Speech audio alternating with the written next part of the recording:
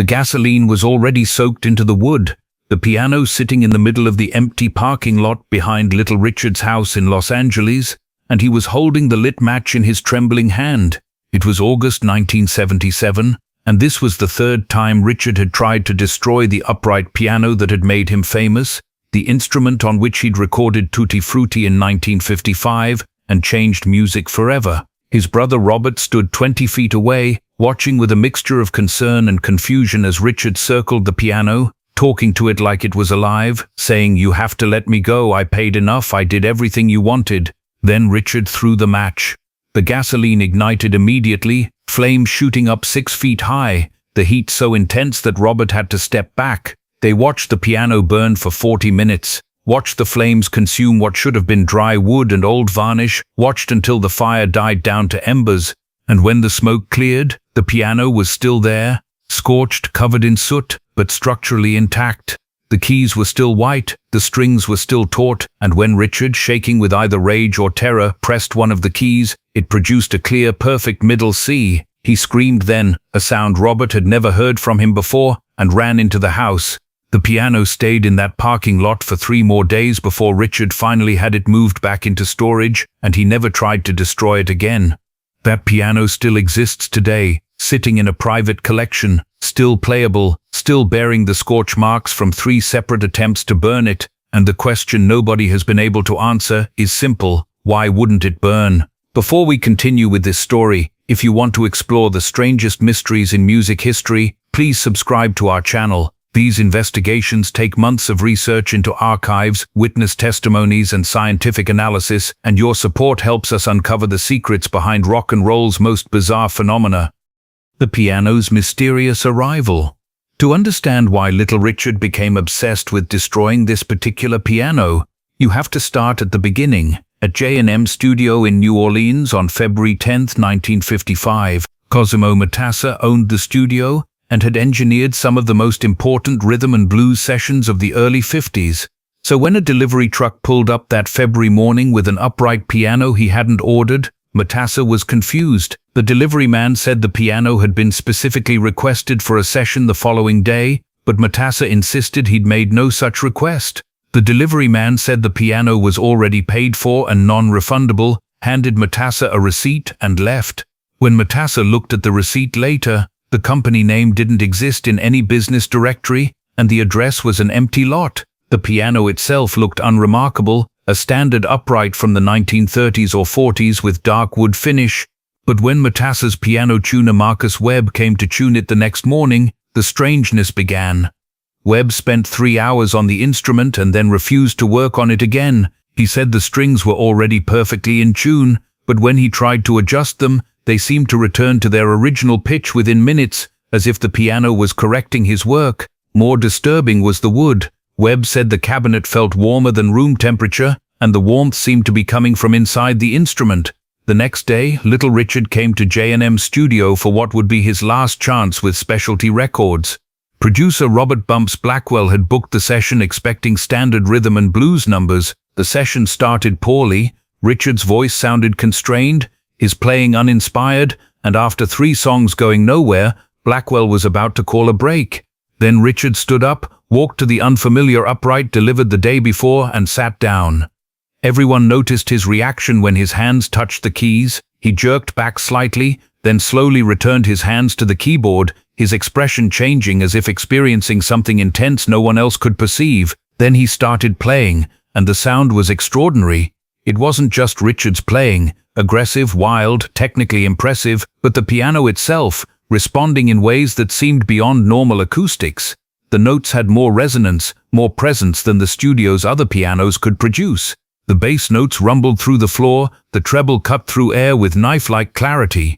Matassa kept adjusting levels because the piano was coming through microphones louder than it should. When Richard launched into Tutti Frutti, the piano sounded like it was participating rather than just being played. Richard seemed in a trance, body swaying, eyes half closed, unaware of people around him. Between takes he stayed seated, running his hands over the keys, talking to himself. Later, engineers reviewing tapes found moments where Richard said, "Yes, that's right, and I understand," during silent passages, as if conversing with someone absent. The session took 3 hours, but when Blackwell called it complete, Richard seemed disoriented, insisting it had felt like 20 minutes. After the session, Richard asked Matassa if he could buy the piano. Matassa agreed immediately, eager to have it gone, and Richard had it shipped to Macon. The first attempt to break free. In October 1957, after the famous airplane incident, Richard quit rock and roll to study theology, but before he left for Oakwood College, he tried to destroy the piano. It was 3 in the morning when his mother, Leva May, woke to the smell of smoke. She ran outside and found Richard in the backyard, the piano sitting on the grass, flames consuming a pile of sheet music he'd stacked on top of it. Richard was standing several feet away, his face illuminated by the fire, and when his mother screamed at him to stop, he turned to her with an expression she'd never seen before, not anger or determination, but something closer to desperation or terror. He said, "It won't let me pray, Mama. Every time I close my eyes and try to talk to God, I hear this piano playing. I hear Tutti Frutti and Long Tall Sally, and every song I ever recorded, and the music is louder than my prayers. I have to destroy it. It's the only way to be free." Leva May called Richard's brother Horace, and together they grabbed the garden hose and doused the flames, working frantically to extinguish the fire before it could spread to the house or neighboring properties. When they examined the piano, they found the sheet music had burned completely to ash, but the piano itself was virtually undamaged. Some blackening on the top panel, but the wood underneath was untouched. They'd used significant water pressure, but when Horace pressed one of the keys, it produced a clear, perfect note. Richard collapsed when he heard it, sobbing that the piano was cursed and that as long as it existed he would never be free. Richard didn't try again that morning. His family convinced him to go to college and let them handle disposing of the piano, but disposing proved difficult. Horace tried to sell it to music stores in Macon, but none would take it. One store owner said there was something wrong with it, that it didn't feel right. Eventually, Horace stored it in his garage for 5 years while Richard studied theology. But in 1962, when Richard returned to performing, one of the first things he did was reclaim the piano. The second fire and the pattern emerges. By 1963, the guilt had become unbearable again. After an intense Memphis show where Richard felt he'd lost control, he decided to quit and destroy the piano. He rented land outside Atlanta and had the piano transported there. His drummer Charles Connor came to help but tried to talk him out of it, arguing the piano was just wood and wire and wouldn't solve Richard's real problem, his inability to reconcile faith with identity. But Richard was obsessed. He spent hours preparing, digging a fire pit, gathering wood, buying multiple containers of kerosene. He doused the piano thoroughly, opening the cabinet to pour accelerant directly onto the soundboard. When everything was ready, he lit it with a road flare. The flames erupted instantly, shooting 15 feet high. The heat forced them 50 feet back. They watched for over an hour as the fire consumed everything: supports, grass, Richard's stage costumes. The metal strings glowed red, then orange, then nearly white. When the smoke cleared, Connor examined what remained, expecting charred remains. What he found was impossible. The piano was damaged, finish blistered, top panel cracked, one leg collapsed, but structurally whole. The soundboard was intact, strings under tension, and when Connor pressed a key, it produced a clear note. Richard heard it and collapsed against the piano, shaking, saying, "Why won't you let me go?" over and over. The next day, Richard had the piano transported to a Los Angeles storage facility, where it sat for 14 years. The final attempt and acceptance. In 1977, Richard thought the piano was lost until the storage facility contacted him. He drove there, opened the unit, and found it exactly as he'd left it. Still damaged from the second fire, still intact, still waiting. He called his brother Robert and said, "I have to finish it." They moved it to Richard's house, and Richard spent 3 days preparing, buying 10 gallons of gasoline. He soaked not just the exterior, but opened the cabinet and poured accelerant inside. When he threw the match, the explosion was so powerful both brothers were knocked back by heat. They watched for 40 minutes as metal strings glowed red, as temperatures reached levels that should have reduced wood to ash. When they approached, the piano still stood. The finish was gone, wood blackened and cracked, but the structure remained. The soundboard was scorched but intact, strings still under tension, and the keys were still recognizable. When Richard pressed middle C, The note was perfect, clear, resonant, impossible. Robert said Richard screamed, a sound of pure despair, and ran into the house. He didn't emerge for 2 days. When he did, he told Robert to move the piano back to storage, said he was done trying to destroy it. The piano went back, and Richard never tried again. He never played it again either, but he paid the rental fees every month for the remaining 43 years of his life. The scientific investigation. In 1989, material scientist Dr. Patricia Huang heard about the piano and contacted Richard about examining it. After months of negotiation, Richard agreed to a non-invasive examination.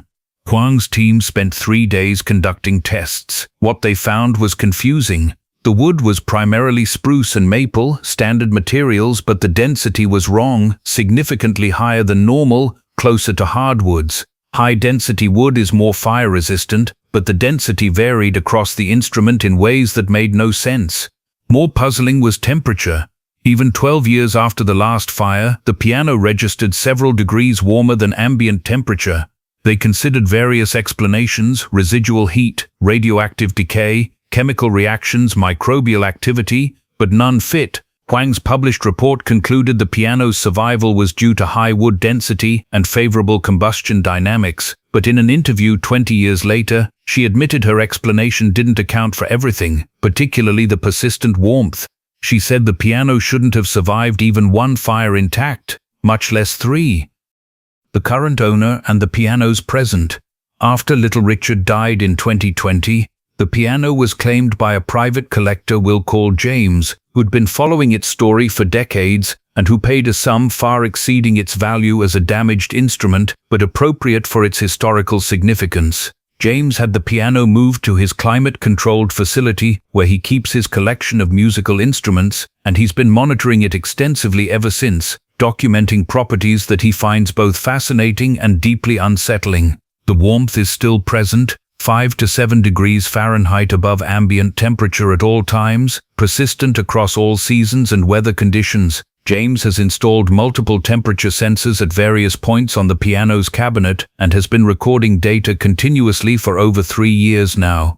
The monitoring has revealed no pattern to the temperature variation whatsoever. It doesn't correlate with time of day, external temperature, humidity, barometric pressure, or any other environmental factor James has been able to measure. The piano is simply warmer than it should be, consistently and inexplicably, as if something inside it is generating a small but steady amount of heat. Despite the extensive damage from 3 separate fires, despite the cracked cabinet and scorched soundboard and blistered finish, the piano plays beautifully. James is an accomplished pianist who's played hundreds of instruments over his 30 years of collecting, including many valuable antiques and several other pianos associated with famous recordings, and he says this instrument sounds different from anything else he's ever encountered. The notes have unusual sustain, hanging in the air noticeably longer than acoustic physics should allow, and the tone has a quality he struggles to describe but calls present, as if the instrument is actively participating in the performance rather than passively producing sound in response to struck keys. The bass notes have a depth that seems to come from somewhere beyond the piano's physical dimensions,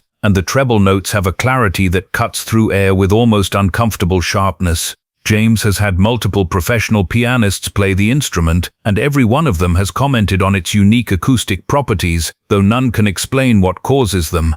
But more unsettling to James than the temperature or the acoustic properties, are the experiences he's had that he acknowledges sound absurd, but that he insists are absolutely real and documented.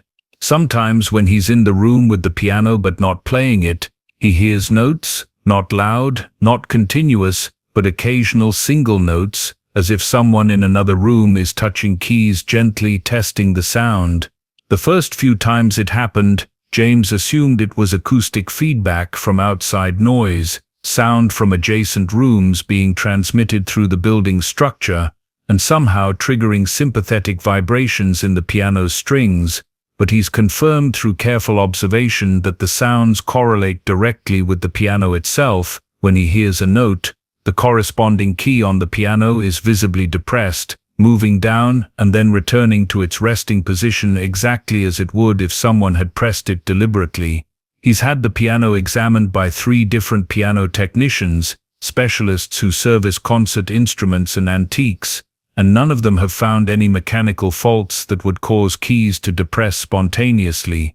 The action is tight, the hammers are properly balanced, there's no sticking or binding that would allow keys to move without external force being applied. Desperate for documentation that would either confirm or debunk what he was experiencing, James installed multiple cameras in the room, high-resolution devices that record continuously and that he reviews regularly.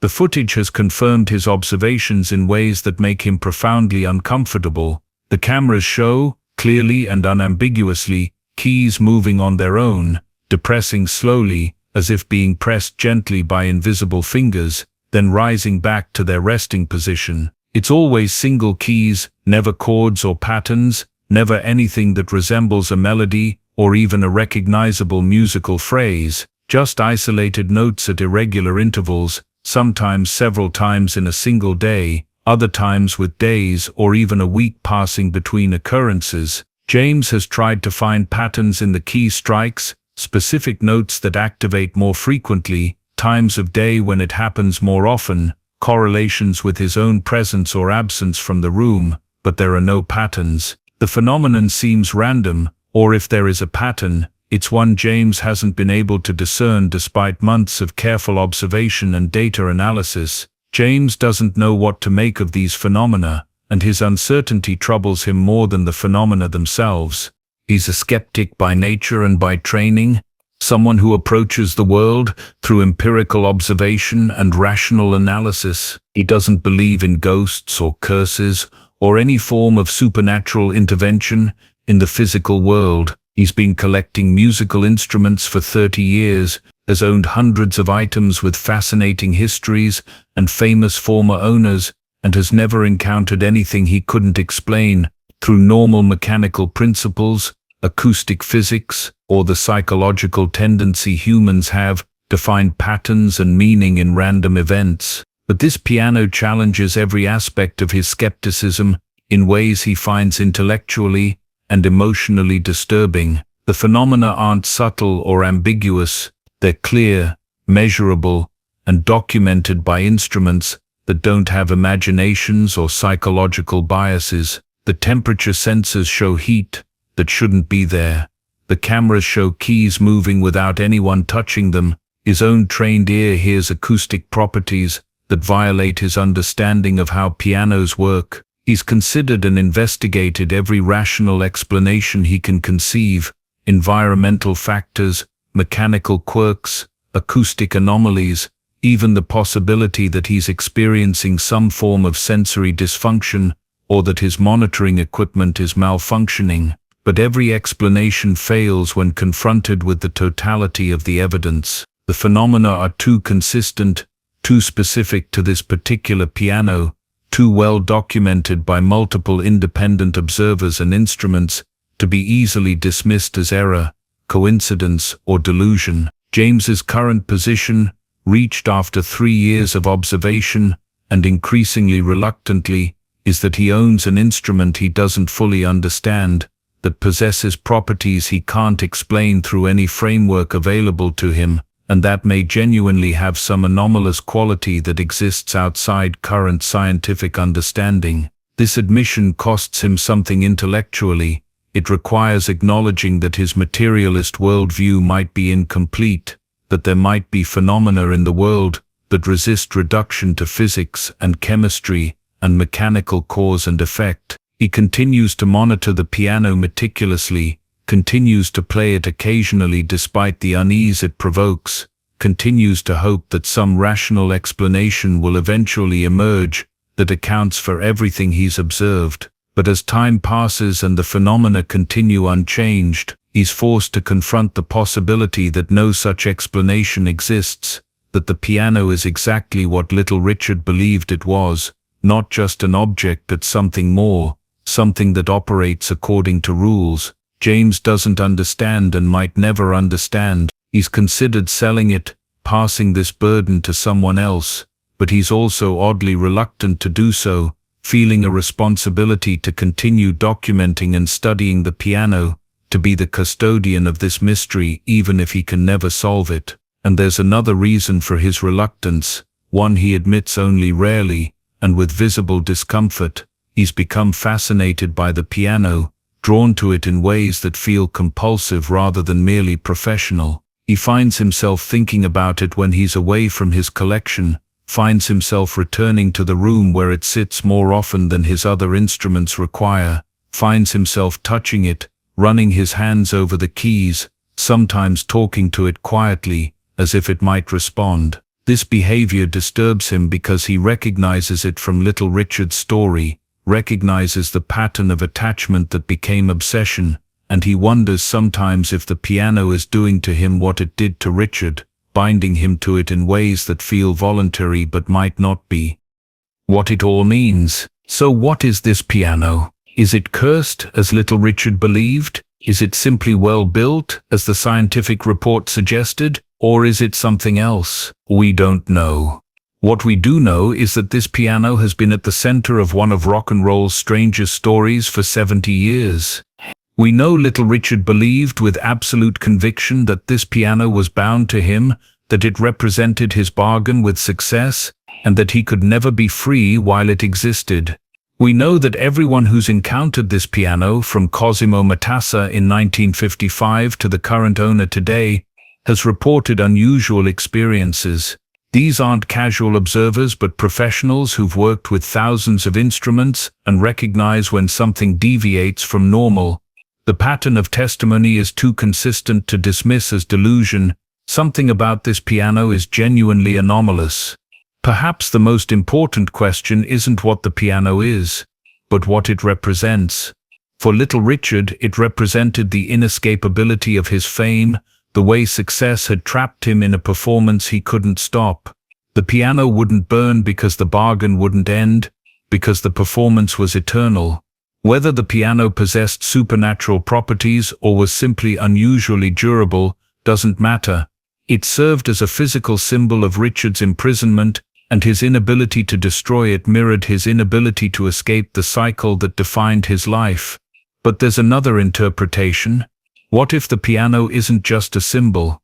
What if there was something genuine about the connection between Richard and this instrument, something that began when his hands first touched those keys in 1955 and continued until his death? What if the piano is exactly what Little Richard believed, not just an instrument, but a binding, a physical manifestation of a deal that couldn't be broken? This requires accepting premises. Science can't validate, but it accounts for the evidence in ways that material explanations struggle with. The piano still exists, still sits in its climate-controlled room, still plays its occasional solitary notes. Its owner continues to monitor it, document its properties, trying to understand what he's dealing with. Little Richard is dead, released from the cycle that tormented him, but the piano remains, and one wonders what it's waiting for. The answer remains unknown. What we can say with certainty is that this instrument has outlasted everything: the fires meant to destroy it, the man who tried to escape it, even the era of music it helped create. It sits in its room, warm to the touch, occasionally pressing its own keys, waiting.